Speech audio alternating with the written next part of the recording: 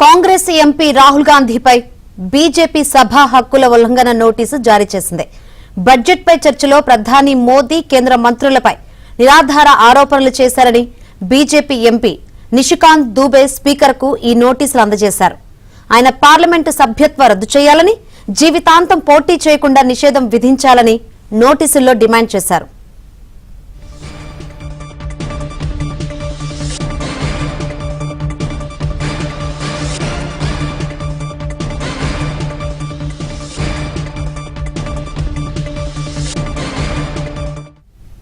Congress MP Rahul గాంధీపై BJP సభా హక్కుల ఉల్లంఘన నోటీసు జారీ చేసింది.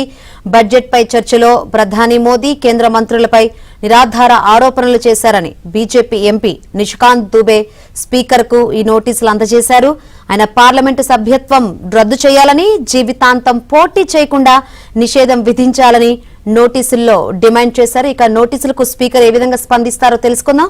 మరిన్ని వివరాలు అందించేందుకు మా ఢిల్లీ బ్యూరో చీఫ్ కృష్ణ సిద్ధంగా ఉన్నారు. కృష్ణ, శంకరి, లోక్సభలో ప్రతిపక్ష నేత అయినటువంటి రాహుల్ గాంధీ పైన సభా హక్కుల నోటీసును బీజేపీ ఎంపీ నిషికాంత్ దూబే అందజేశారు. నిన్న బడ్జెట్ కి సంబంధించినటువంటి అంశంపై రాహుల్ గాంధీ మాట్లాడుతూ భారత్ ను మోదీ అమ్మేశారు, ట్రంప్ ఒత్తిడి మేరకు ఆయన ఏదైతే భారతదేశం యొక్క వ్యవసాయదారులను కూడా గంపగుత్తగా తాకట్టు పెట్టారు, వ్యవసాయ ఉత్పత్తులన్నింటినీ కూడా అమెరికా వ్యవసాయ ఉత్పత్తులన్నింటినీ దిగుమతి చేసుకునేందుకు అనుమతించారు. మరోపక్క పెట్రోలియం ఉత్పత్తులు కూడా అమెరికా చెప్పినట్లుగానే అమెరికా ఏ దేశం నుంచి చెప్తే ఆ దేశం నుంచే కొనుగోలు చేసేలాగా ఒప్పందాలు కూడా చేస్తున్నారు అంటూ ఆరోపణలు చేశారు. పెట్రోలియం శాఖ మంత్రి హర్దీప్ సింగ్ పూరిపై కూడా తీవ్రమైనటువంటి వ్యాఖ్యలు చేశారు. హర్దీప్ సింగ్ పూరి ఏదైతే ఎఫ్స్టీన్ ఫైల్స్ లో ఆయన పేరు కూడా ఉంది, అందుకే మొత్తం లొంగిపోయారు. ఎఫ్స్టీన్ ఫైల్స్ లో మోదీ పేరు కూడా ఉంది.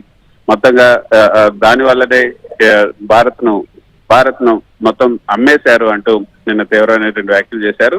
దానికి సంబంధించి ఈ రోజు ఈ యొక్క ప్రివిలేజ్ మోషన్ నోటీస్ ను ఇవ్వడం జరిగింది.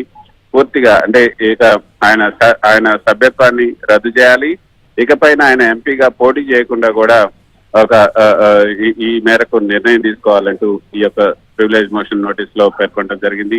అయితే ఇది ఎప్పుడు కూడా ఈ జరగనటువంటి పరిణామం. ఏదైనా ఒక సభ్యుడు లేనిది మాట్లాడినట్టుగా అసత్య ఆరోపణలు చేసినప్పుడు ప్రివిలేజ్ మోషన్ ఇస్తారు, అది కమిటీకి వెళ్తుంది, ఆ కమిటీ నిర్ణయం తీసుకుంటుంది. కానీ ఇది తీవ్రమైనటువంటి ఒక నిర్ణయాలను తీసుకోమని కోరటం అన్నది కూడా ఇదే అరుదైనటువంటి సంఘటన చెప్పొచ్చు. అది కూడా ఒక ఎల్ఓపిని, లీడర్ ఆఫ్ అపోజిషన్ ని సభ్యత్వాన్ని రద్దు చేయాలి, ఆయన్ని ఇకపైన పోటీ చేయకుండా నిరోధించాలి అంటూ ఈ విధంగా నోటీస్ ఇవ్వడం అనేది ఒక అరుదైనటువంటి సంఘటన అని చెప్పొచ్చు. మరి దీనిపైన స్పీకర్ ఎటువంటి నిర్ణయం తీసుకుంటారని చూడాలి. రేపటి వరకు కూడా ఈ సమావేశాలు, బడ్జెట్ తొలి విడత సమావేశాలు రేపు వరకు జరుగుతాయి. తర్వాత మళ్ళీ విడత సమావేశాలు 9వ తేదీ, మార్చి 9 నుంచి ఏప్రిల్ 2వ తేదీ వరకు కూడా జరగబోతున్నాయి.